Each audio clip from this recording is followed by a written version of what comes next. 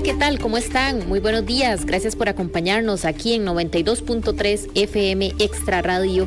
Estaremos acompañándolos durante esta hora y 30 conversando sobre noticias y temas relevantes del país. Muy buenos días, Aarón, ¿cómo está? Hola Rita, muy buenos días y buenos días a todos los que nos escuchan a través de 92.3 FM y a todos los que nos ven a través de Extra TV Canal 42 y repetidoras. Buenos días, Paul, ¿cómo está? Lo extrañamos aquí ayer. Hola, buenos días, ¿cómo están? Espero que todo esté bien y que uno de vez en cuando tiene que sacar un día para hacer otras cosas. ¿Cómo estuvo el día? Bien, productivo. ¿Hubo fiestas? Yo le cuento que Aarón ayer estaba diciendo que usted seguro se fue a escuchar Pink Floyd en el amanecer. No. Bueno, no. Sí. No, viendo tampoco viendo la luna. La luna azul. La luna azul. Qué bonita la luna azul. ¿No hubo fiestas por el lado de Curriabat? No, yo no, por dicha no estuvo ni participo. No, por dicha yo soy del otro lado. Del lado de oeste. Del lado de Escazú. Bueno. Ok. Entonces, del lado cuesta oeste. trasladarse de punta a punta. Por supuesto, no. Gracias a Dios, para eso hay algunas presas. Gracias a Dios. Bendito Dios. Bendito Dios. Bueno, muchísimas gracias a todos los que nos escuchan. ¿Qué hora es, Rita? Son las 10:03, hora de ir a las noticias de última hora. Así es, vamos. A esta hora, separamos lo innecesario de lo verdaderamente importante y te contamos lo que hay que saber.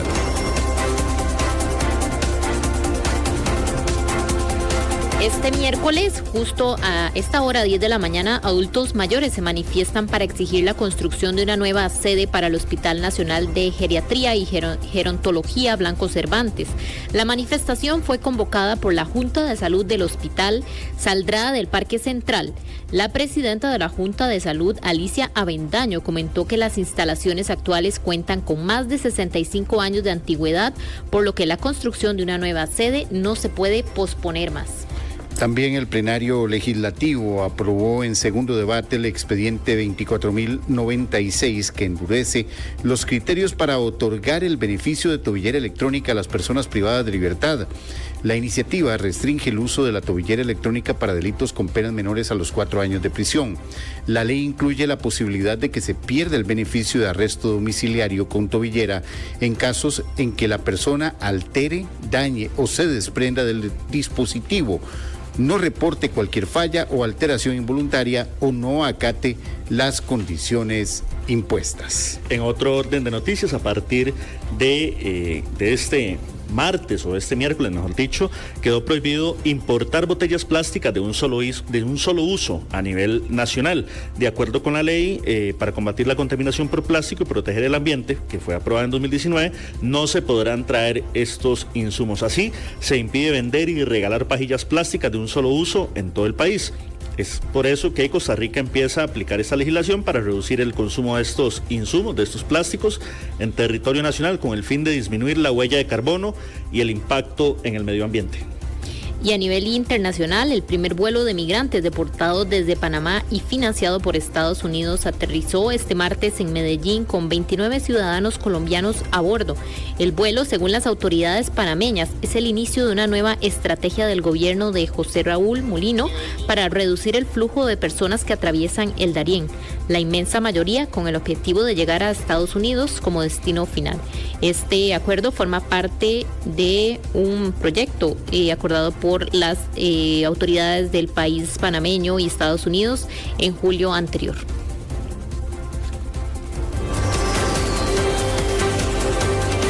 Esto es lo que hay que saber en cualquier momento, más por Extra Radio.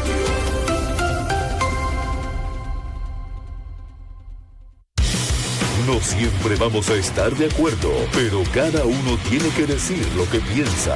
Ahora, discutamos.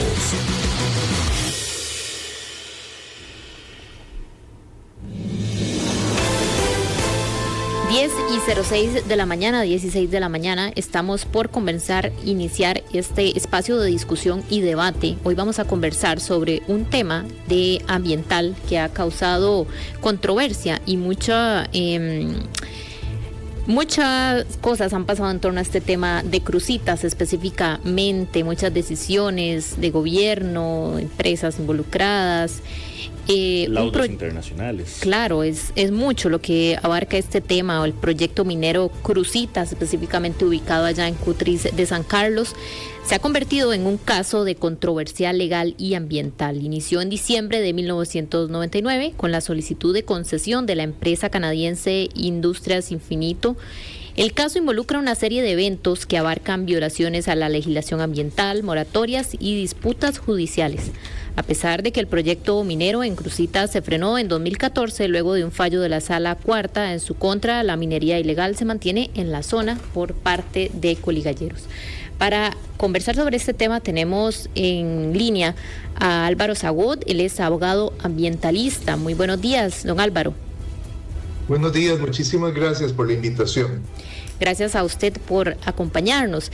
Y como, bien lo mencionábamos en la introducción, ha sido pues todo un camino desde que inició solicitud de permiso para explotar estos recursos y que ha llevado al país a toda una serie de decisiones y, como bien lo decían, también laudos internacionales. Pero comenzar por esto, ¿cuáles son estos en este momento? A pesar de esta decisión de la Sala Cuarta, sabemos que sigue siendo de manera irregular la labor que hacen los coligalleros en esta zona. Podríamos hablar de vacíos legales que han permitido este crecimiento de la minería ilegal en Cruzitas, y más aún si en el contexto que hemos tenido estos años el gobierno o el Ministerio de Ambiente están al alcance de elaborar o aplicar acciones legales necesarias para proteger el oro de Cruzitas. Sí, muchas gracias. Tal vez unas precisiones respecto a la información. Fue en el año 2010, después de que Sala Constitucional declaró sin lugar alrededor de 14 recursos de amparo, que el proceso contencioso administrativo inicia en el Tribunal Contencioso Administrativo. En el 2010 se dicta la sentencia donde se anula la concesión minera, la licencia ambiental y el decreto de conveniencia nacional que permitía tala rasa. Posterior a esto, la empresa presenta una apelación. Esto sube ante la Sala Primera y los magistrados confirman que efectivamente hubo una orquestación de voluntades de parte de todas las instituciones involucradas, MINAE, el INTA, que pertenece al MAC, etcétera, Geología y Minas, y que vinieron a hacer que un proyecto que era total y absolutamente ilegal pudiera materializarse, o por lo menos obtuviera todos los permisos. Pero los mismos, repito, fueron anulados en el 2010 por el contencioso administrativo. La situación es elevada años después por la empresa ante a un arbitraje internacional de donde sale un laudo que dice a favor de Costa Rica que aquí habíamos actuado de manera correcta, o sea, dio la razón a lo que los jueces y magistrados habían señalado respecto a los permisos. Donde la situación continúa es cuando la empresa presenta una especie de apelación respecto a ese laudo para que se anulara el mismo y tuviera que iniciarse de nuevo. Meses después, y estamos hablando ya ahora de hace unos meses, al parecer la empresa y el gobierno llegaron a una conciliación que desconocemos los términos y quedó en firme la resolución de ese laudo arbitral donde dice que Costa Rica tenía la razón en haber anulado absolutamente todo.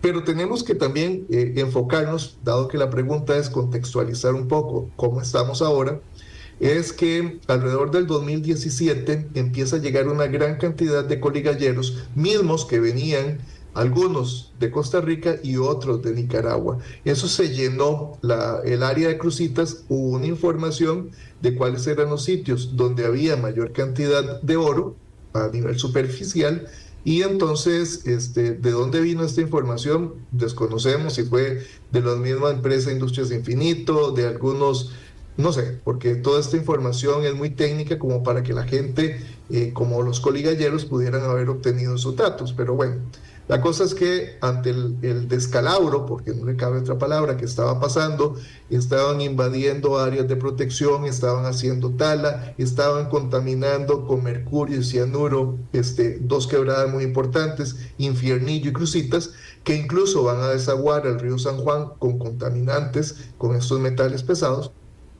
Desde el sector ecologista se presenta un recurso de amparo a finales del 2018 y en el 2021 se falla a favor del ambiente y se ordena al gobierno, en ese entonces PAC, se ordena al PAC que tenía que intervenir y eliminar los focos de contaminación, evitar la tala, que se introdujeran policías y todo lo demás, pero esto no se ha venido cumpliendo, y aquí entronco ya con la pregunta que usted me hace. ¿Hay falta de normativa en Costa Rica para evitar que coligalleros lleguen? En realidad, pues la normativa es muy clara, hay una prohibición total y absoluta para extraer oro a cielo abierto, así fue dispuesto por la Asamblea Legislativa en el 2011, si la memoria no me falla, y incluso hay sanciones para quienes talen, hay sanciones para quien contamine ríos, y es que nos exponemos incluso a una contaminación transfronteriza, porque el río San Juan, a donde se dirigen las aguas contaminadas con mercurio y cianuro, van a parar a ese río. Amén de que también hay contaminación con mercurio en las aguas subterráneas, y ya lamentablemente a inicios del año pasado hasta una persona salió con los niveles más altos que lo que la OMS recomienda como niveles máximos. Entonces la situación es bien compleja. A mí lo que me parece, y con esto concluyo su pregunta, lo que me parece que no es un asunto de normativa, sino que lo que parece es que es un asunto de no efectividad de la normativa que existe en Costa Rica, mediante la cual se ha permitido que se extraiga oro, donde alguno va para Nicaragua, por supuesto, y otro oro, de acuerdo al informe del organismo de investigación judicial que consta en ese expediente de amparo que presentaron grupos ecologistas de la Federación, yo redacté ese recurso de amparo, según el informe de la OIJ, hay mafias organizadas en Costa Rica que toman el oro de Corcovado y el oro de Crucitas, lo funden y lo estaban sacando o lo están sacando por el aeropuerto Juan Santamaría para, de alguna manera, hacer un lavado de oro, digámoslo así, para que pudiera salir legalmente de Costa Rica y venderlo a Estados Unidos. O sea, el problema no solamente es un oro que sale para Nicaragua, sino también un oro que se legaliza de una manera ilegal, fraudulenta, con mafias organizadas, para sacarlo por el aeropuerto Juan Santamaría. Claro. Don Álvaro, muy buenos días. Buenos días. Hay una situación de ley que cuando el Estado no puede estar obligado, no sé si me logro entender, es materialmente imposible, usted que ha visitado Crucitas, darle seguridad a esa finca y a esa zona en realidad para evitar que se den la extracción ilegal. ¿Es materialmente imposible para una institución como el Ministerio de Seguridad? Mire, un rotundo no. Ajá. Rotundo no, y lo aclaro por lo siguiente. O sea, si estábamos hablando de hace, no sé, de finales del siglo pasado, o incluso a principios de este siglo, o sea, hace 20 y resto, 30 y resto de años, yo diría que se necesitaría una gran cantidad de efectivos policiales que colaboren incluso con la Policía de Migración y todo lo demás, para evitar que ese oro pudiera hacerse esas concentraciones tan grandes de coligalleros en la zona norte. Pero hoy en día, y vea lo que les digo, hoy en día, dado que existe la posibilidad de usar drones para ubicar en los sitios sin tener que movilizarse, etcétera, etcétera, grandes cantidades de personas, y para poder georreferenciar incluso dónde están trabajando, yo creo que eso ya es materia del pasado. No hace falta contar con ejércitos, no hace falta contar con cientos de efectivos policiales para poderle llegar a donde se están haciendo los trabajos, porque los drones hacen esa labor de una manera sumamente eficiente para, repito, ubicar cuáles son los puntos. Lo que pasa es que de una manera negligente y poco efectiva, en Costa Rica, al parecer, la materia ambiental ha pasado de lado y no ha querido hacerse lo más oportuno y lo necesario posible. Recordemos también, ¿verdad?, que después de que sale esta conciliación que tuvieron el gobierno del presidente Chávez con la empresa Infinito Gold en el laudo, a partir de ahí dijo el señor presidente que iba a mandar todos los efectivos necesarios para evitar este problema. Y uno dice, ¿por qué era que estaban esperando a que saliera este laudo si ese laudo no tenía nada que ver con los daños ambientales, los daños al suelo, al bosque, a mantos acuíferos, eventualmente al río San Juan, etcétera? Uno y al sector ecologista le queda extrañando qué es lo que estaba pasando, de por qué no se actuaba. Pero al fin, dicen que ahora sí mandaron esos efectivos, supongo, y parto del hecho de que ahora van con todos los equipos necesarios, entre los cuales se debe de incluir los drones, que son la forma más efectiva alrededor del mundo para tener esta vigilancia. Y no puedo terminar sin agregarles esto. El problema de los coligalleros opera en todas partes del mundo. Costa Rica no es únicamente donde opera. Estados, por ejemplo, como Perú, que tienen ejército, como Brasil, que igualmente tienen ejércitos, y otros estados más, hacen lo posible por tener incluso fuerzas armadas bien equipadas para evitar que haya ese saqueo del oro, destrucción ambiental y demás, y se ha limitado, pero el problema existe. Pero aquí en Costa Rica ha sido un abuso total y absolutamente lo que ha operado con el anterior gobierno del PAC y del presidente Chávez. Don Álvaro, yo quería ampliar con usted sobre el tema de mafias organizadas. Existe, que era lo que usted mencionaba de previo, existe como una suerte de relato popular, que es que todo el oro de Cruzitas se está yendo hacia Nicaragua, que se lo llevan por tierra, que se lo llevan en camiones, que incluso alguna parte del oro se la traen para el lado de Avangares, la procesan ahí y se la llevan nuevamente para Nicaragua. Pero usted mencionaba algo muy interesante, mafias que sacan el oro por el aeropuerto Juan Santamaría.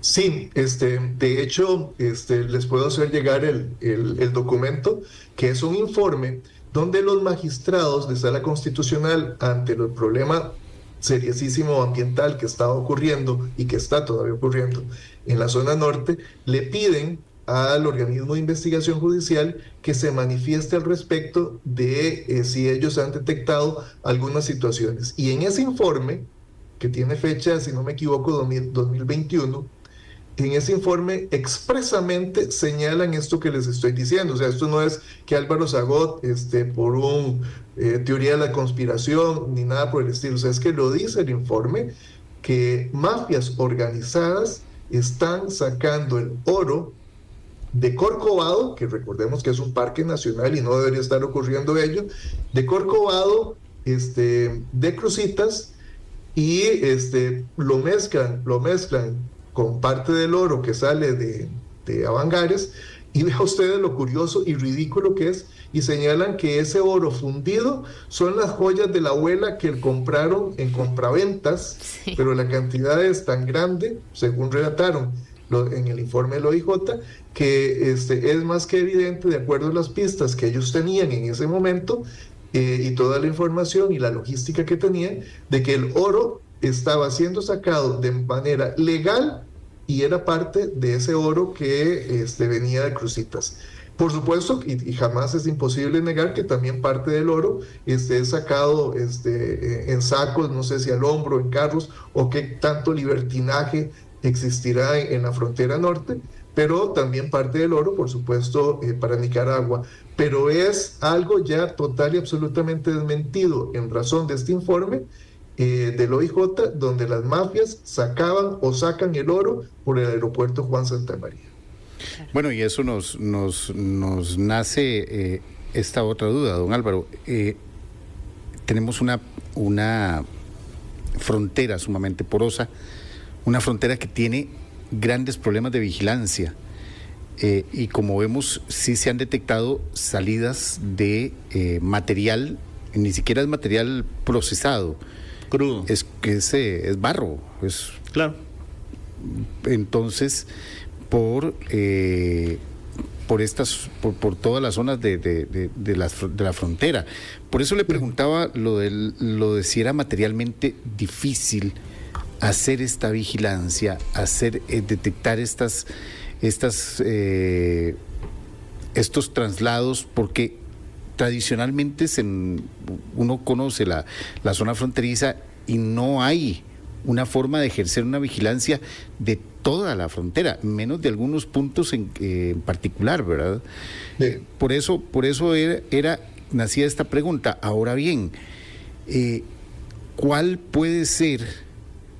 Porque aún metiendo a todos los contingentes, un contingente enorme ahí, y metiendo vigilancia electrónica, la situación va a persistir. La gente va a seguir queriendo sacar oro de forma ilegal. Tras el laudo, esta propiedad pasa a manos del Estado, es del Estado, o podemos crear algún tipo de refugio natural para tratar de hacer algo como lo que se hizo en Corcovado, por ejemplo. Sí, tal vez muy importante también precisar que las fincas, en realidad algunas de ellas pertenecían a Industrias de Infinito, otras lo que tenían era un derecho de usufructo, donde obtuvieron concesiones y todo lo demás, ¿verdad? Cuando se presenta la anulación de todos los permisos que tenía Industrias Infinito, desde el sector ecologista que estábamos motivando la acción, presentamos en la ejecución de sentencia, que vean ustedes, hace 14 años de esto y todavía no ha terminado, presentamos que una gestión para que se tuvieran que anotar las demandas en las fincas en las que pertenecían a Industrias de Infinito o en las que hubiera algún derecho como de usufructo o que existían un arrendamiento o lo que fuera de otras personas. Y ante la negligencia incluso del Poder Judicial, Industrias Infinito, al enterarse que habíamos presentado esa gestión de anotación, aprovecharon y vendieron las propiedades, las traspasaron, y recién este año se confirmó de parte del Tribunal Contencioso Administrativo aquella frase del derecho registral, que primero en tiempo, primero en derecho, aunque nosotros hubiéramos preparado y alistado y presentado todas las gestiones para que se anotaran las demandas, para que no se pudieran traspasar las propiedades fueron traspasadas. Eso nos ubica en un escenario donde estamos en este momento totalmente ante fincas privadas, donde no hay incluso ninguna manera, en principio, para tratar de cobrar daños y perjuicios por los daños que se causaron allá en el 2010. Pero la pregunta suya es muy interesante, muy importante. Con tecnología, cuando vemos agrupaciones de gente, o sea, por supuesto que sacarlo de manera hormiga, a través de esa porosa y gran y amplia frontera norte, se vuelve complicado. Pero para extraer el material se tiene que concentrar la gente, se tiene que haber tala, tiene que haber manejo. Esto sí es detectable y sí es posible que se pueda ubicar, pero ya propiamente cuando se extrae y ya va y pasa alguno de estas toneladas o no sé cuánta cantidad hacia Nicaragua, ya ahí sí se puede volver un poco más complejo por las carreteras y caminos ilegales que existen. Entonces, el rollo es bien complejo. Sobre la o sea que habría, perdón, don Álvaro, habría que controlar el momento de la extracción, sí, no tanto el momento del transporte. Es correcto, ese precisamente es el punto que el agente del Ministerio de Seguridad y de otras oficinas lo tienen perfectamente claro, pero no se ha querido manejar de esa manera. Y la pregunta al final suya era que si estas fincas se podría hacer algo. Bueno, son propiedad privada. Ha salido ahí la posibilidad, en algún momento, hace tal vez unos 3, 4 años, de que el gobierno expropiara esas fincas, para convertirlo en una especie como de geoparque o algo por el estilo, donde se midiera y se viera como una especie de museo de geología, de aspectos ilegales que se cometieron, etcétera, y poderlo hacer incluso un polo turístico de atracción en esa línea y empezar a hacer emprendimientos y demás con alguna de esas fincas. Pero para todo esto se requiere dinero para hacer esa expropiación y a como está el gobierno hoy en día, donde más bien están proclamando hacer regresivamente una modificación al código de minería para permitir otra vez la minería, difícilmente se vaya a decantar por el lado de hacer una expropiación y más bien el rollo va por hacer una reapertura a los procesos extractivos de minería metálica a cielo abierto. El daño ambiental, don Álvaro, ¿cuánto tiempo le tomará al medio ambiente, valga la redundancia, o cuánto tiempo nos tomará para que esa zona vuelva a ser sostenible ecológicamente? Porque ya está intervenida, ya hay daños ambientales gravísimos, ya ha sido intervenida con mercurio, que es el método tradicional con el cual se extrae el oro por ahí, y no solamente usted nos mencionaba de la finca como tal, sino que hay afectaciones ya en puntos cercanos, incluso hacia afluentes del río San Juan. ¿Cuánto tiempo tomará para que todo cambie? El problema es, ¿verdad? Y ese recurso de amparo que se presenta 2019 y que sale hasta en el 2021, dentro de las cosas que se reclamaba y que, repito, resolvió la Sala Constitucional, es que se tenían que hacer los estudios necesarios para detallar ese aspecto que usted está preguntándome. Y ni el gobierno anterior ni este gobierno han querido trascender. Lo único que existen son unos estudios de la Universidad Nacional respecto al mercurio en el agua, y sí se ha detectado que existe mercurio, por supuesto al grado de que una persona salió lamentablemente, o no sé cuántas más habrán salido, claro. Salieron con los niveles por haber consumido agua con mercurio más allá de lo máximo permitido. Entonces, la pregunta es bien complicada, porque estamos hablando de contaminación superficial y ya ahora también de contaminación subterránea con mercurio. Entonces, los efectos para tratar de manejar esto son bien complejos. En el expediente de la Sala Constitucional se trató, por lo menos así se informó a los magistrados, que había una posibilidad de contratar una empresa internacional, que viniera a hacer la extracción de donde estaban las mayores concentraciones y procesarlo o sacarlo de Costa Rica, ese material contaminado con mercurio.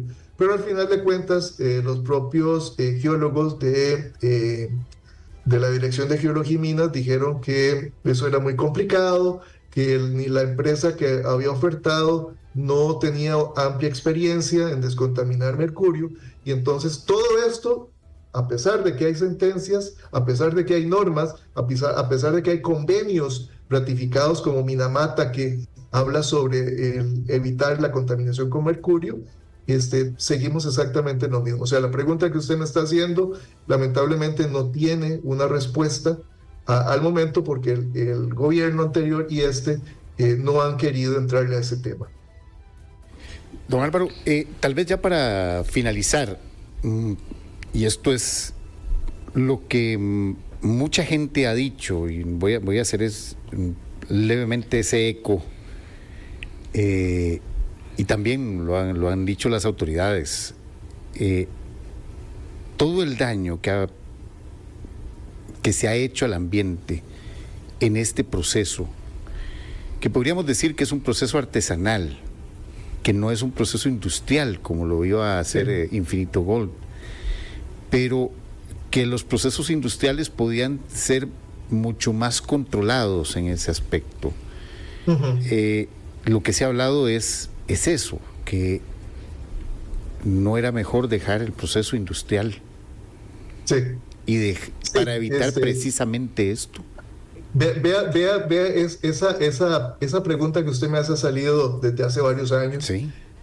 Ahí sobre el tapete. Y ahora nace o podríamos hacerla a la luz de los hallazgos y no solo los hallazgos, sino también de la inacción que usted ha denunciado. Sí, la pregunta es necesaria y también la respuesta por lo menos es obligatoria que se dé. Hay varios aspectos, como usted me dice, ya para terminar voy a tratar de ser muy concreto. Lo primero es que a nadie le gustan las ilegalidades, a nadie le gusta la corrupción. Y recordemos lo que mencioné, hubo una orquestación de voluntades de parte de funcionarios de Setena, Geología y Minas, etcétera, para que los permisos se otorgaran en contra de lo que dice la ley. Estamos hablando de tráfico de influencias, estamos hablando de corrupción, dicho de una manera muy castellana. Haber permitido que Industrias Infinito, que incluso pensaba eliminar un camino para hacer ahí la laguna de Relaves, en contra de los procedimientos legales que ocupaba una ley y todo lo demás, o sea, nos saltamos todo eso.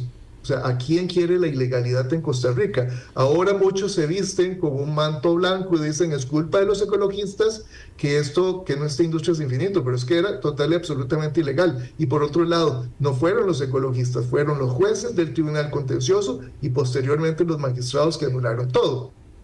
Por otro lado, activar procesos de minería metálica extractiva ahora a cielo abierto con nuevos proyectos de ley. Mire, lamentablemente vivimos en un país tropical. Tenemos el ejemplo, por ejemplo, de la mina Macacona en Esparza, tenemos el ejemplo de la mina Bellavista en Montes de Oro, Miramar, donde precisamente por la inestabilidad climática, las lagunas de relave se han roto y cantidades de mercurio, cianuro, etcétera, metales pesados, han fluido río abajo, acabando con vida, perjudicando fuentes de agua subterráneas también hasta llegar al mar. La inestabilidad climática tropical, no la podemos quitar con una ley, o sea, este país es tropical. Y los ejemplos, si se quisiera citar ejemplos, no de Brasil ni de otros estados, de Costa Rica, los tenemos y ahí están en los expedientes de Setena. Lo que pasa es que todo el mundo quiere hacerse de la vista gorda, olvidarse del pasado, pero con una ley y decir, miren, nos vamos a poner más estrictos, miren que vamos a cambiar, como dice el señor presidente, vamos a cambiar para que haya quede más dinero en Costa Rica de que lo ridículo que establece el actual Código de Minería. Es que todo eso no acaba con los fenómenos meteorológicos y entonces venir a acabar con toda esta situación es imposible. Y en el pasado era venir a fomentar la corrupción. Todos los que alegan esto pareciera como que les gusta la corrupción. No lo estoy diciendo por ustedes, sino repito, es una pregunta ya que se ha viralizado. Por eso le hago la pregunta, porque mucha gente lo dice en la calle, mucha gente y tiene esa percepción, y es cierto, se nos olvida que hay una sentencia de base legal que prácticamente anula todo el proceso. Claro. Entonces, principio de ley, es ilegal desde el principio, es ilegal todo el proceso. Entonces, se nos olvida ese punto, pero sí queda esa desazón desde el punto de vista de que incluso teniendo esas condiciones tropicales, si algo hubiese pasado, hubiese un responsable. Ahora no hay responsables. Es que no se sabe. Y se tiran la bola entre sí. Exacto. El gobierno le tira la bola a los ambientalistas dicen que otros sectores son los responsables de la situación en Cruzitas. No se sabe quién es el culpable. Vean ustedes, y con eso muy rápido, $600,000 era la garantía ambiental que tenía Industrias Infinito, y con un fin de semana que talaron el bosque, la valoración de daño ambiental fue de 6 a 12 millones de dólares, y la garantía ambiental de Industrias Infinito era apenas de $600,000. O sea, incluso aunque se generen daños, la garantía ambiental es prácticamente ridícula a cómo estaba operando. Pero la inestabilidad climática esa no se la brincan así nomás, porque es una realidad, ¿verdad? Los temporales, los huracanes que pasan, cómo se desbordan los ríos, ustedes han sacado gran cantidad de noticias en este sentido. Ahora imagínense qué pasaría con una laguna llena de metales pesados, y que repito, ya hay experiencia en Macacona, Miramar y otras más, donde todo eso ha ido a parar a los ríos. Y esto la gente no lo habla o lo desconoce en buena hora que ustedes están tocando el tema. Así es. Muchas gracias, don Álvaro. Don Álvaro Zagot, abogado ambientalista, le agradecemos mucho estar acá con nosotros en este espacio de entrevista. Muchas gracias, don Álvaro. Vamos a un corte comercial y ya casi regresamos.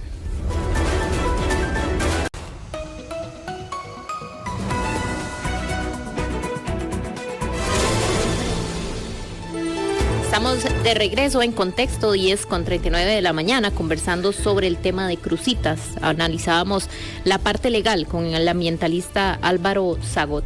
Pero también para esta segunda parte tenemos en línea también a la diputada Daniela Rojas del Partido Unidad Social Cristiana, quien ha tenido una postura más bien a favor de un aprovechamiento sostenible de los recursos naturales en nuestro país. ¿La tenemos ya en sintonía? Muy buenos días, doña Daniela. Hola, buenos días. Un gusto estar con ustedes el día de hoy. Gracias por estar acá. Queríamos empezar, en medio de todo este debate sobre minería en crucitas que se ha tenido con el marco regulatorio y todo lo que ha significado históricamente con decisiones tanto de gobierno, también aquí recursos internacionales, usted ha subrayado la importancia de desarrollar un marco regulatorio robusto que permita aprovechar los recursos de manera responsable, cumpliendo con altos estándares ambientales internacionales. ¿Cómo podemos hacer o cómo podemos justificar este apoyo a esta explotación minera en una zona tan vulnerable, también tomando en consideración que históricamente ha sido complejo todo lo que aquí ha sucedido? Sí, muchísimas gracias por el espacio, por la oportunidad para poderme referir al tema. Efectivamente, desde mi despacho y también mi fracción ha sido muy insistente en el tema que Crucitas debe de regularse, porque finalmente lo que sucedió en la zona, para quienes conocemos y hemos estado en contacto con la comunidad y hemos visitado en distintas ocasiones, nos damos cuenta que es una población sumamente abandonada y además una población que finalmente las consecuencias de interrumpir la concesión de minería les provocó aún más daños, porque no evitamos el daño ambiental que se podía dar en la zona, no lo logramos o no se logró evitar, y las consecuencias negativas tanto para la naturaleza como para la sociedad y para los problemas sociales que se están dando están siendo peor. Así que nosotros insistimos en que tenemos que encontrarle una solución a este tema, no puede seguir estando a la libre porque si no las consecuencias cada vez serán peores. Así que hemos estado trabajando en un texto sustitutivo a un proyecto de ley que quedó de la Asamblea Legislativa anterior para buscar la viabilidad política y poder avanzar. Hola, doña Daniela, Aarón Chinchilla le saludo, un gusto. Hola. Tal vez ampliar sobre este proyecto de ley que ustedes retoman y que están haciendo una propuesta de texto sustitutivo. ¿En qué consiste? El proyecto de ley lo que plantea es que pueda existir en la zona, básicamente que la minería se pueda dar en la zona. Nosotros creemos que no es algo tan sencillo lograr que una empresa grande vuelva a venir. Entonces se plantea la posibilidad de que sean cooperativas de la zona las que o que se puedan crear cooperativas que puedan venir a hacer la explotación. Creemos que existe el ejemplo de Avangares que se puede tomar en cuenta y que podríamos replicarlo en esta zona. Así que es lo que hemos estado tratando de construir. El proyecto no está finalizado aún, está apenas en la fase de construcción con otras fracciones legislativas también. Y bueno, también esperando a ver cuál es la propuesta del Poder Ejecutivo, que esperábamos que la tuviera cuando ya saliera el resultado del laudo internacional en el que se encontraba el país. Ahora bien, ya hay cooperativas que también están funcionando u operando en la zona norte en función del tema Cruzitas. Recuerdo Copeoro, Copecruzitas. Entonces, ¿cómo ha sido la articulación con estas organizaciones sociales? No, con ellos no ha existido todavía ninguna articulación para el texto sustitutivo. El texto sustitutivo lo está liderando el compañero Leslie Bojorges, y entonces de mi parte no ha existido aún ningún acercamiento con ellos. Estamos trabajando en la propuesta para poderlo socializar y presentar y así recibir las observaciones que puedan tener. Diputada, yo quería preguntarle cómo también se maneja este tema, cuál es su punto de vista de el tema evidentemente de la contaminación, que es uno de los temas que ha girado en torno a esto, preocupando, por ejemplo, el uso de mercurio, cianuro, que son bastante contaminantes para el ambiente. Entonces también cómo se puede nivelar este debate, cómo podemos decir que eso inevitablemente no va a afectar. Bueno, lo que sucede es que yo creo que tenemos que partir de que es una zona que ya está afectada en este momento. Cruzitas tiene 5 años, la comunidad de Cruzitas, que no puede consumir el agua de ellos. Y yo no sé si ustedes han visitado Cruzitas, pero ellos no solo tienen 5 años de que no pueden consumir el agua porque está contaminada por todas las sustancias que utilizan para la extracción del oro de manera ilegal, sino que el camino, si es que o el trillo que hay ahí para ingresar a esa comunidad no permite que en todas las ocasiones pueda ingresar la cisterna de agua potable a la comunidad. Hay semanas en las que no se puede ingresar, sobre todo en invierno, y recordemos que la zona norte de nuestro país, cuando no es invierno, cuando no llueve en la zona norte de nuestro país. Entonces yo creo que tenemos que partir de eso, partir de esa realidad y entonces buscar cómo podemos modificar eso, que exista una explotación responsable, que no permita la contaminación de las fuentes de agua, que no permita que el desastre ambiental sea mayor, pero partiendo de que ahorita hay un desastre ambiental absoluto en esta zona con consecuencias para la población, y que además es un lugar donde no hay fuentes de empleo, donde de nuevo no hay infraestructura en acueductos, no hay infraestructura vial tampoco, entonces no pueden salir a trabajar a ningún lugar, no pueden comercializar sus productos como ganado, como queso, que es a lo que ellos se dedican si no hay un buen ambiente, o más bien si no hay un buen clima en esas semanas. Así que es un tema complicado que lo que buscamos es regularlo de manera que sea beneficioso para la comunidad, pero partiendo de que ya es un desastre ambiental. Doña Paola, bueno, le saluda Paulo Ulloa. Yo quería consultarle sobre, bueno, ahora estábamos hablando con don Álvaro Zagot y decía que el Estado ha dejado prácticamente en abandono la seguridad principalmente de esta zona.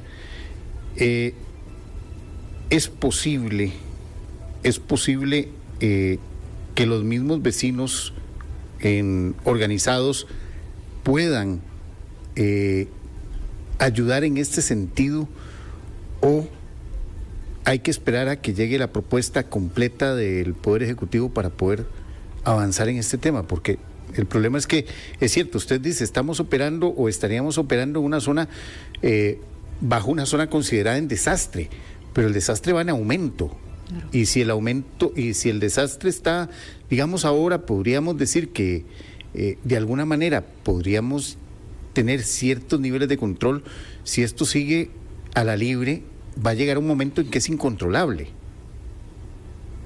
Sí, exactamente. Es más, yo creo que ya es incontrolable. A mí me parece que desde el GAM en realidad no se conoce lo que está sucediendo en Cruzitas.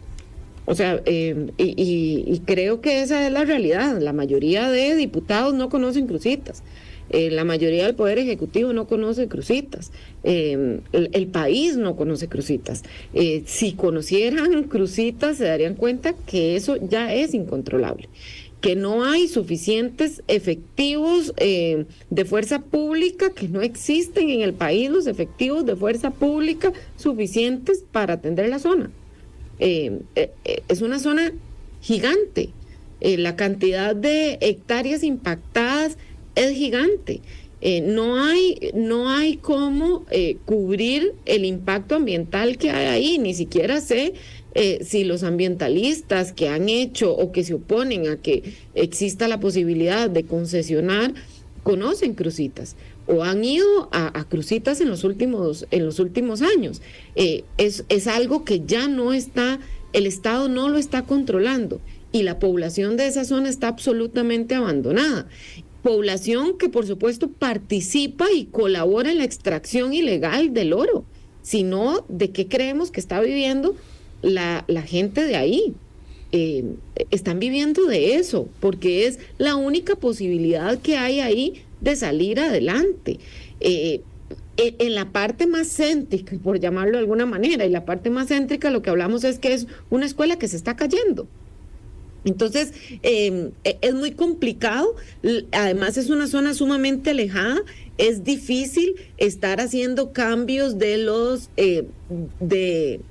compañeros de fuerza pública de manera que no terminen entonces, que tienen tanto tiempo de estar ahí, que por salvarse, para decirlo en los términos más crueles incluso, de pronto esto no lo puedo asegurar ni garantizar, pero de pronto hay situaciones que suceden que no tienen cómo controlar y la posibilidad que les puede quedar es hacerse de la vista gorda, porque no hay otra manera, porque no tienen el equipo, porque además no tienen la cantidad de compañeros.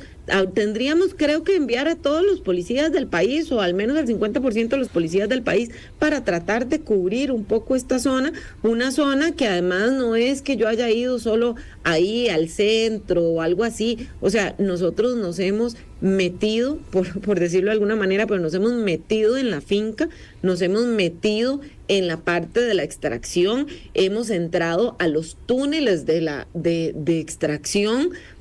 Eso no es posible cubrirlo con lo que el Estado tiene en este momento. O sea, se sale de las manos. Para este gobierno o para cualquier gobierno, se sale de las manos cubrir y proteger esta zona. Así que yo creo que ya está fuera de control. Y que esto, si no es concesionándolo, podemos estar escuchando propuestas. ¿Cuál es la propuesta de los otros grupos? No la conozco. Las podemos valorar, pero nosotros solo lo vemos que continúe la explotación, pero de manera responsable y además de manera regulada, que no solo sea que le genera al país recursos, sino que le va a permitir a la población de este lugar tener fuentes de empleo. Pero precisamente ese es uno de los puntos. Mientras discutimos concesión, mientras discutimos todo lo que hay que discutir, de mínimo se va a tirar, ¿qué? 2 años. 2 años en esto. Lleva más de 2 años. Es el tema. ¿Qué se pensaba cuando se decidió o cuando se hizo la presión para que ahí no existiera concesión? ¿Cuál era la propuesta? ¿Cuál era el plan B? ¿Alguien le ha preguntado a estos grupos cuál era el plan B cuando existió toda la manifestación y todo lo que hicieron para que no existiera? Pero eso ya pasó hace 10 años. Totalmente. El voto. ¿Y cuál era el plan B de que no se hiciera? Y no ha habido ningún plan B. Es que no lo hay. No lo hay, pero es que el único plan puede ser concesionar. Exacto, pero para concesionar es todo un proceso de ley. O sea, es todo un proceso de ley.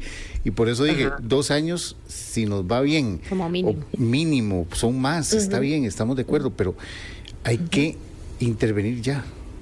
Hay que intervenir ya. No, yo estoy totalmente de acuerdo, pero a mí me parece que a quienes se han opuesto a que estos proyectos de ley avancen, porque no salió de la legislatura anterior tampoco, porque esto no es algo de esta legislatura, porque ni en las últimas 3. La legislatura anterior tenía 3 proyectos al respecto. Quienes no han permitido que estos proyectos salgan, ¿cuál es el plan de esos grupos? Los que vienen y hacen lobby para que eso no salga adelante, ¿cuál es el plan de esos grupos? Porque el plan de los que sí estamos de acuerdo es impulsar esta legislación, que la hemos estado impulsando, y vamos a ver, son partidos políticos que las hemos estado impulsando independientemente de quiénes sean los diputados que estén aquí. pero quienes no han permitido que salga, ¿cuál es ese otro plan que pretenden que exista? Porque de nuevo, esto a mí me parece una absoluta irresponsabilidad del Poder Ejecutivo que hayamos tenido un resultado de laudo y que el Poder Ejecutivo no tuviera el plan presentado.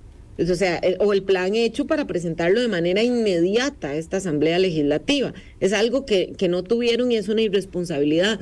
Pero pretender que el Estado, no el gobierno, el Estado tiene los recursos humanos y económicos para intervenir o proteger Cruzitas es algo que no es viable.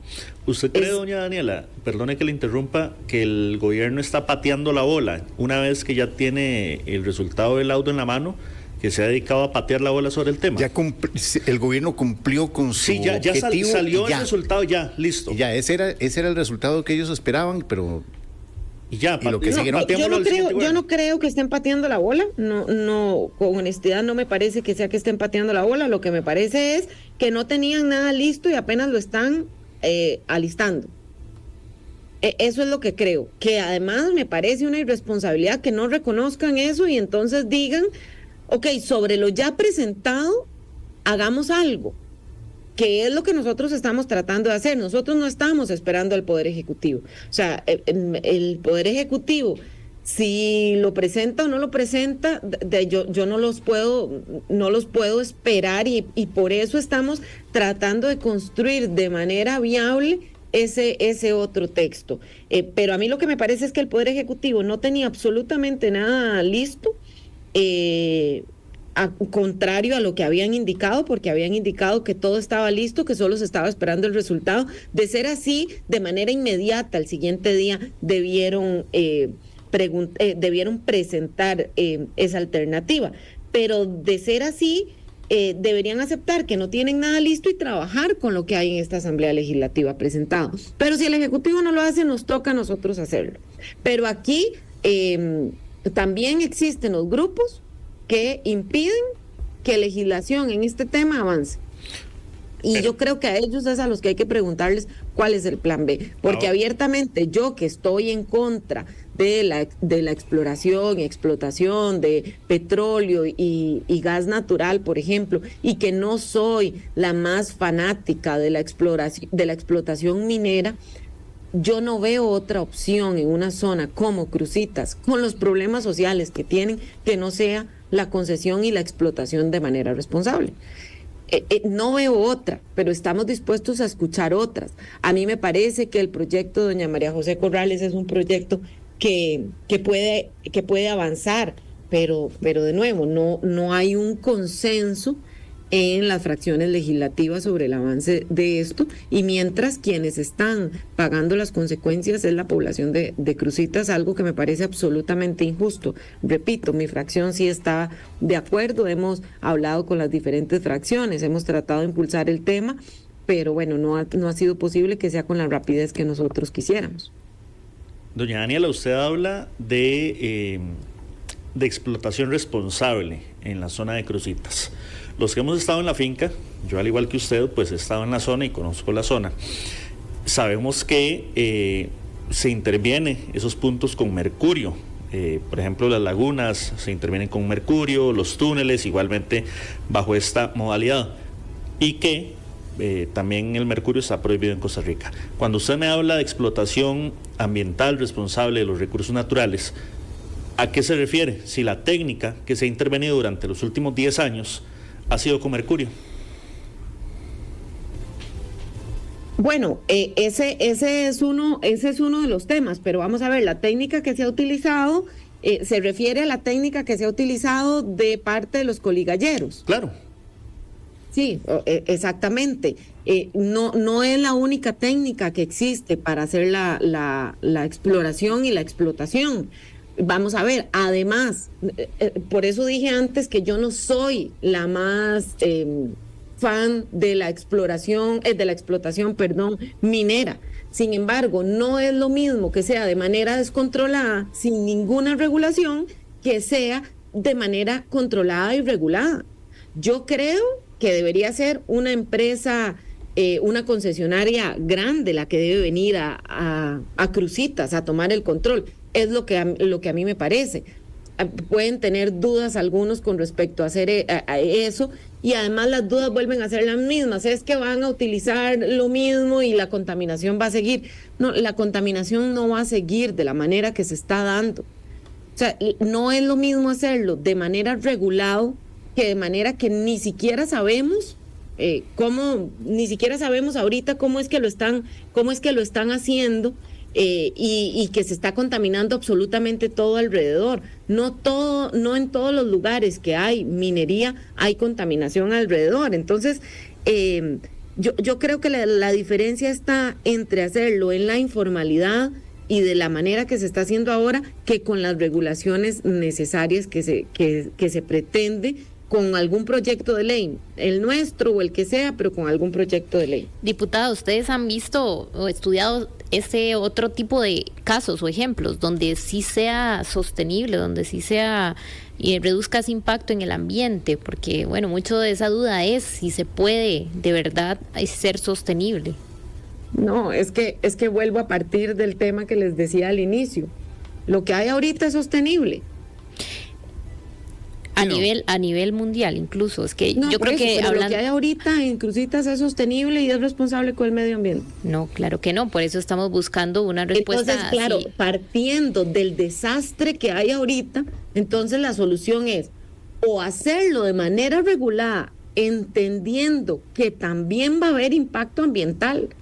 O sea, es que en ningún momento el planteamiento mío será que lo que va a existir no va a generar impacto ambial, va a generar impacto ambiental. Se asume absolutamente. Entonces, creo se asume que va a existir un costo, un deterioro, siempre no. Menor al que existe. Pienso que menor al que existe, al menos socialmente. Es que yo creo que Cruzitas ya debemos, o sea, se nos olvida que Cruzitas no es un tema de ambiente, Cruzitas es un tema social. Bueno, yo creo que sí. Ese es el tema. Yo creo que sí es un componente ambiental claramente, porque ha habido un deterioro y no lo podemos omitir. No lo podemos omitir y no lo podemos detener tampoco. O sea, esa es la peor parte, no lo podemos detener. Entonces, yo creo que en concesionado también va a existir impacto ambiental, por supuesto. O sea, no creo que haya una minería sin impacto ambiental. Eso no va a pasar. En cualquier construcción incluso hay un impacto ambiental. Pero no es lo mismo cuando es regulado que no. Pero mi preocupación mayor de Cruzitas es que ya el impacto no es solo el ambiental, es el impacto social que hay ahí. El impacto social de que incluso estamos hablando de que ahí hay trata de personas. Estamos hablando de que ahí hay crimen organizado, porque es absoluto contrabando lo que hay en la zona.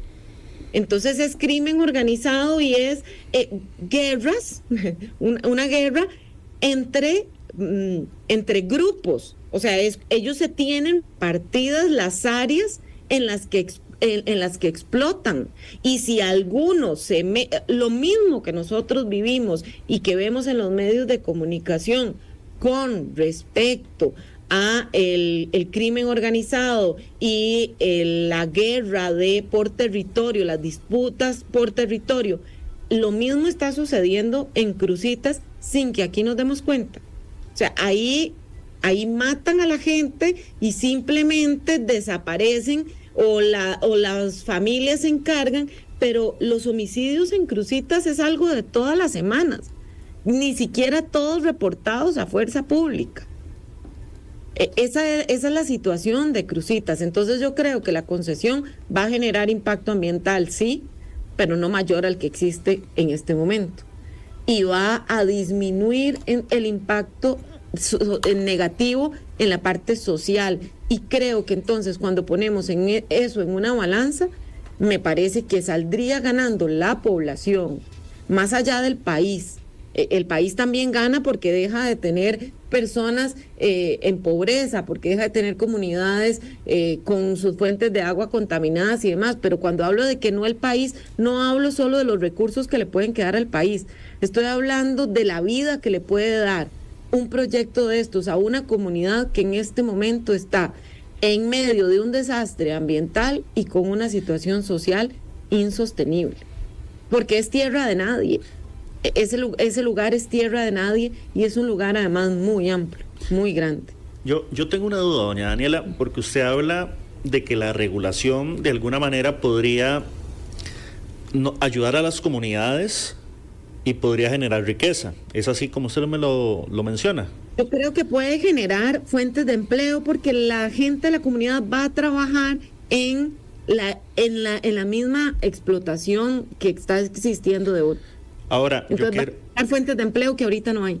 Claro, le comprendo. Tampoco pueden salir a trabajar a otras partes de la zona. Claro, pero yo quiero poner un ejemplo acá mismo en nuestro país, y es el caso de Avangares. Sabemos que la explotación minera de Avangares es muy diferente en técnica, en rudimentos, en herramientas, a la que se hacen Cruzitas. Es completamente diferente y lo tengo claro. Sí, bastante. Pero cuando usted me habla de que la regulación y que la organización y que se va a dar una concesión va a generar mayor riqueza y mayor trabajo a los pobladores, en este caso de Cruzitas, de zona norte, si yo me voy a Avangares, mucha gente en Avangares está desempleada.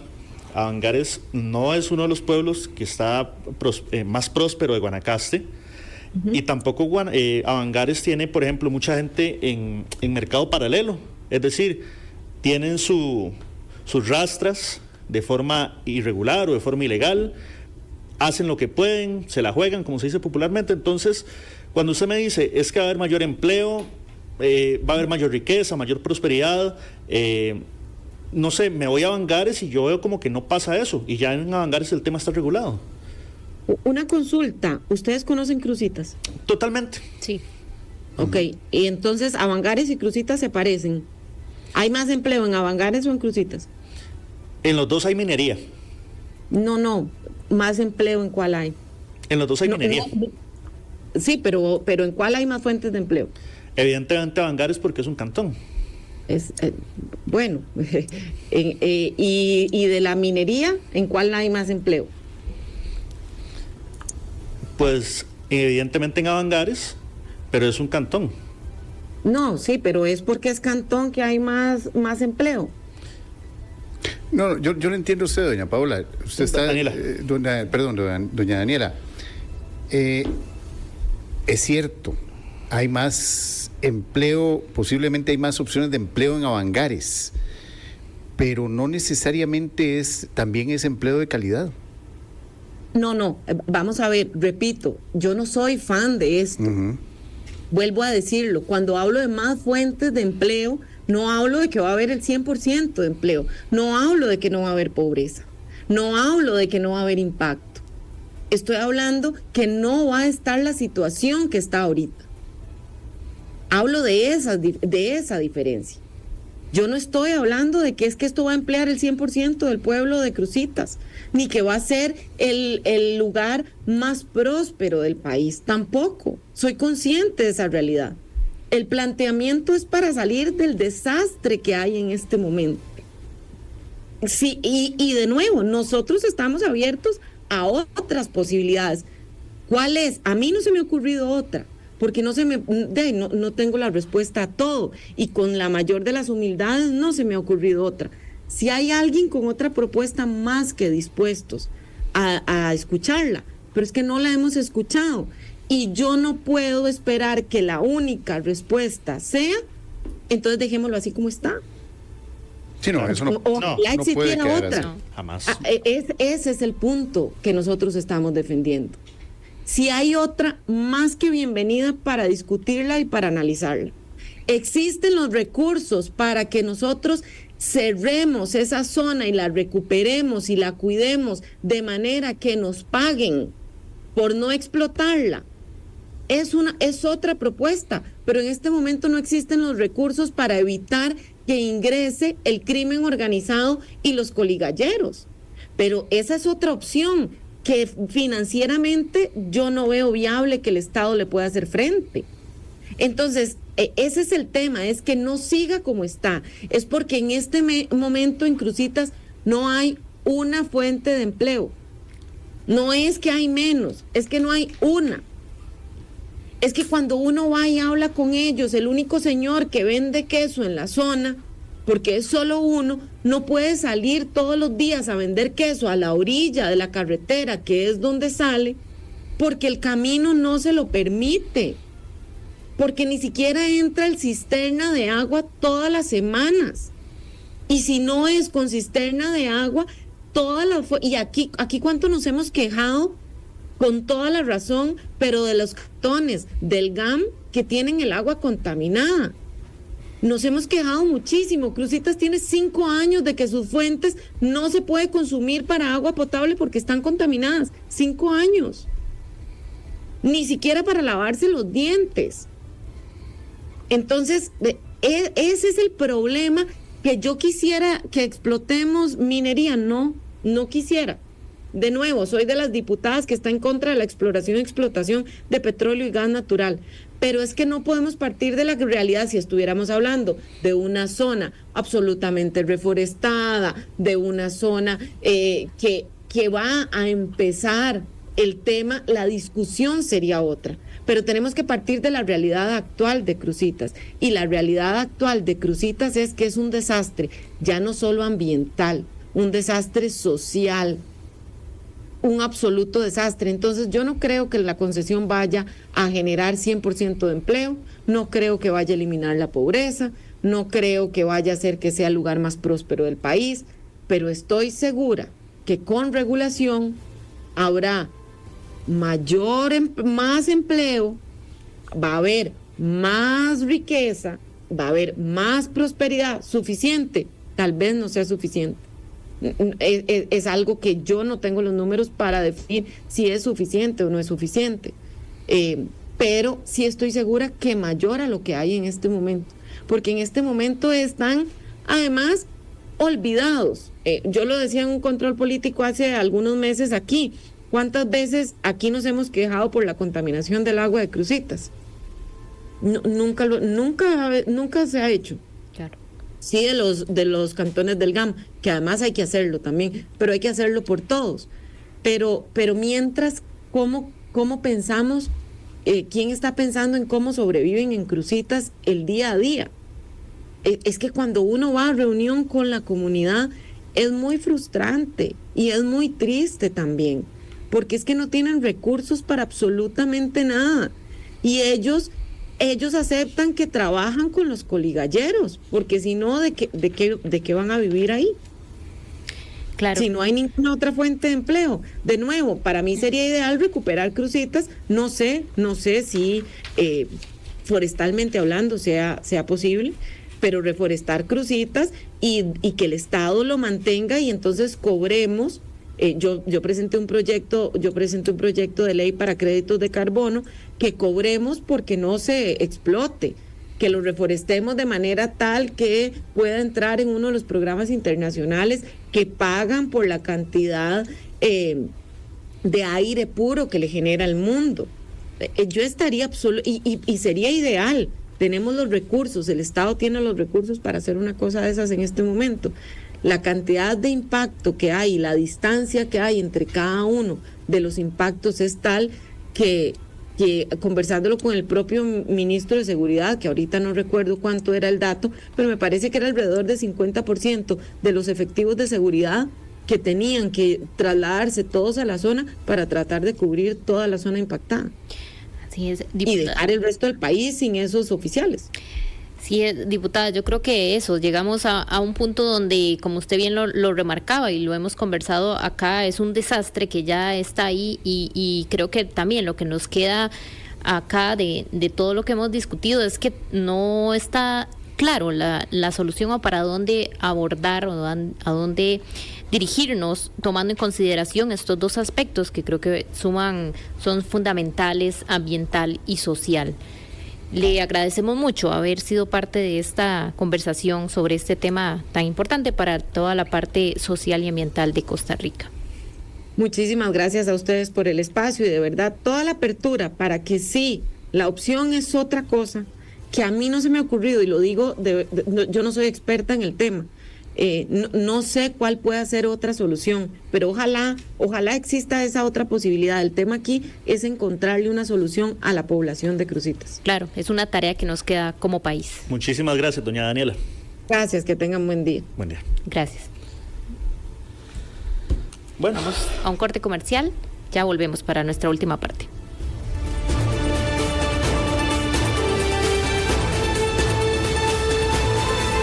En contexto.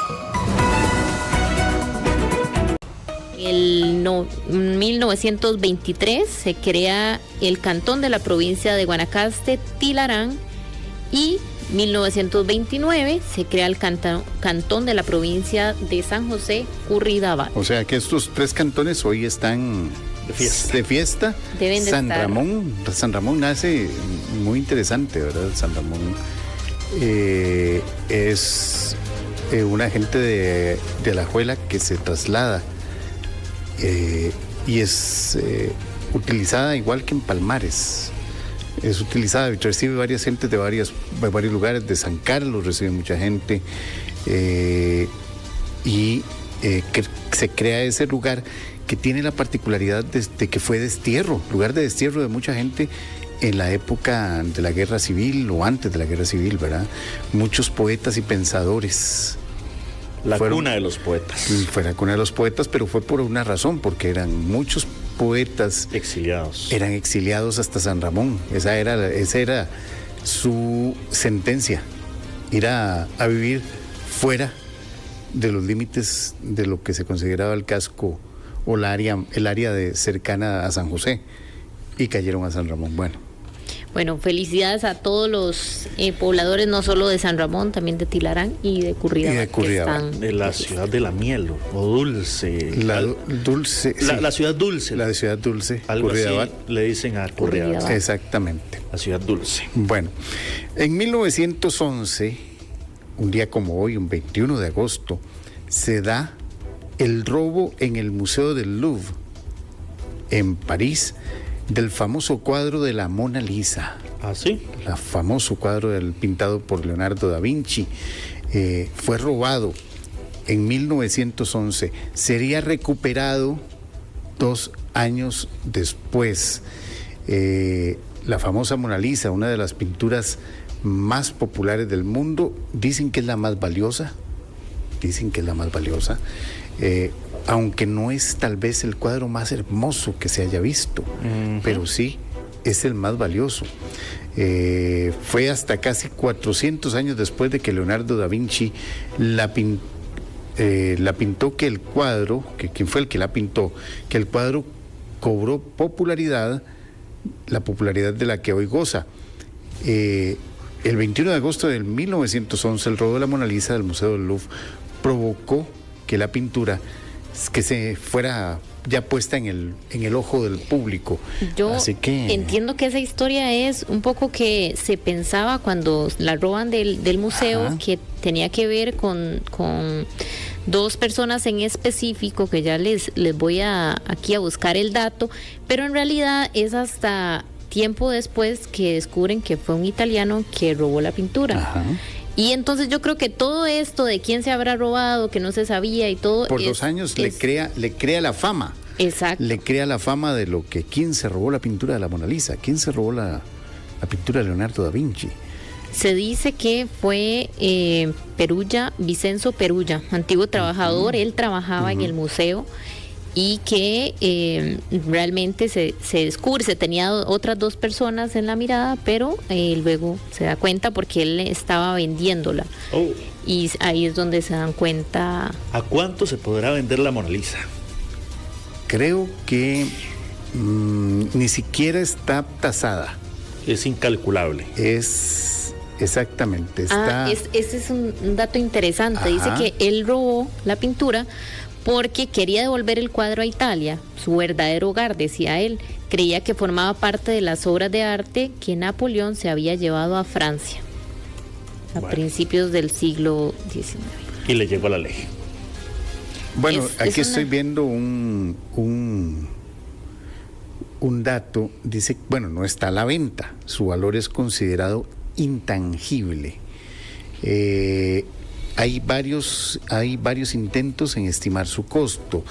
Entre ellos, uno que se estimó de 50 millones de euros, pero que por estar en un museo y por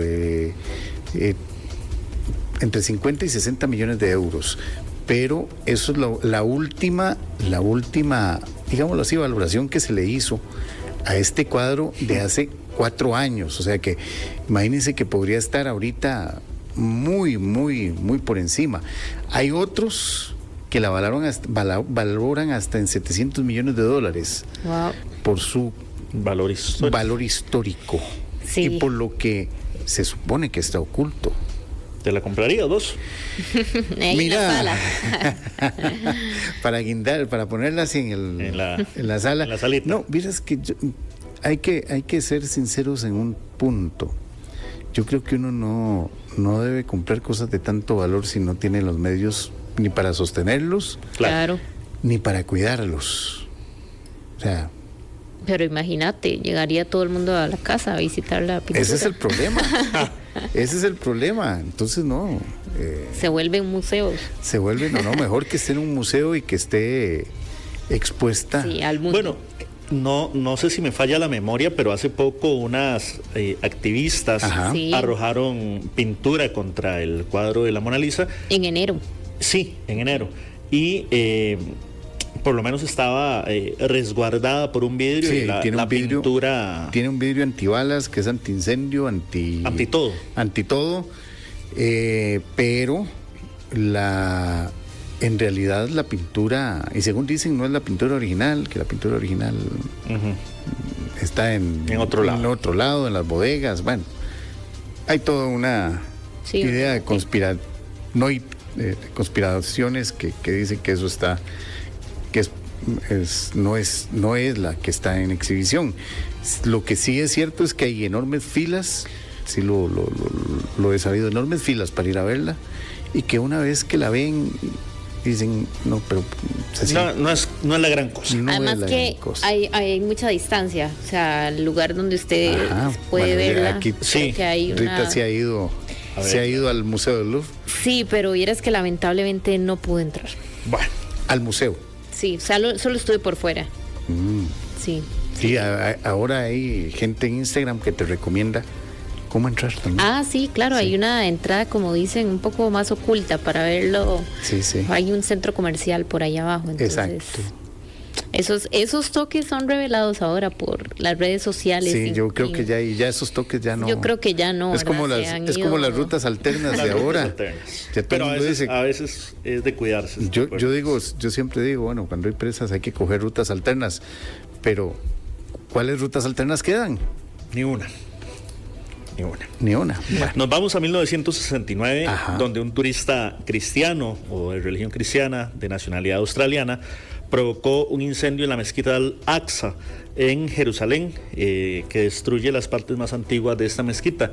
Este lugar es uno de los más sagrados para el Islam.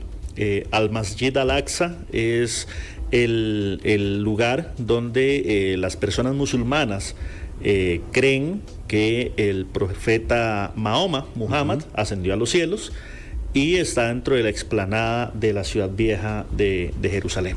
Es impresionante. Está muy cerca del Domo de la Roca. Domo de la Roca. Sí, y también está muy cerca del Muro de los Lamentos. Incluso es muy interesante ese lugar por 2 motivos. Fuerte presencia policial, fuertísima, y también mucha presencia de gatos. Ajá. Muchísimos gatos. ¿Vos estuviste por allá, sí, ¿verdad? yo estuve ahí. Recuerdo que el calor era insoportable. Eran más de 40 grados en ese lugar. La mezquita de Al-Masjid Al-Aqsa, la mezquita que fue incendiada en el 69, no es tan impresionante como el Domo de la Roca, que el Domo de la Roca está cubierto en oro, ese domo, y es como la imagen que siempre se ve de la ciudad vieja de Jerusalén, junto al Muro de los Lamentos. Pero esta mezquita es fuertemente resguardada. por policía. Por ejemplo, se tiene que ser muy recatado con el tema de la ropa. No se puede, por ejemplo, andar con las mangas o con camisetas cortas, con enaguas cortas o pantalonetas, nos lo decían. Incluso, a manera curiosa, venden faldas. Ajá. Sí, venden faldas para que si alguien anda en pantaloneta se la coloque, porque para el Islam es un lugar sagrado. Uh-huh. Y entonces, por un tema de respeto al lugar, pues se venden incluso estas faldas o se alquilan. Y sí, en el 69 se incendió. Ocurrió este incendio. La mezquita más lejana. La mezquita más lejana. Ese es el... Y también hay todo un tema. Ajá. Porque, nada más para cerrar, porque ya casi nos tenemos que ir a noticiero, esa mezquita está hueca en sus bases. ¿Ah, sí? Sí, porque los distintos emires, jeques, han querido ampliarla para que la mayor cantidad de fieles y musulmanes pues lleguen a rezar al lugar donde pues se dice que Mahoma ascendió a los cielos. Pues entonces, ¿qué es lo que han hecho? Socavar las bases, ampliar el espacio, y ahí pueden entrar N cantidad de personas. Pero la gran preocupación, no solamente de musulmanes, sino de judíos, es que se venga un buen temblor y caiga esta mezquita en la ciudad de Jerusalén. ¿La veremos caer? No lo sé. Esperemos que no, porque podría desencadenar un conflicto. Sí, exactamente. Estaría muy complejo. Pero muchas bueno, gracias. Nos vamos. Los dejamos con Extra Noticias. A partir de unos minutitos, Ana Lucía Zamora con la primera edición de Extra Noticias del día de hoy. Así que muchas gracias por habernos acompañado en este En Contexto. Chao. En un mundo donde muchos dicen ser dueños de la verdad, es importante conversar y hasta debatir. Nos hacemos una mejor opinión cuando escuchamos los puntos de vista que nos gustan y los que no. La conversación se pone buena de lunes a viernes a partir de las 10 de la mañana. En Contexto, solo por Extra Radio.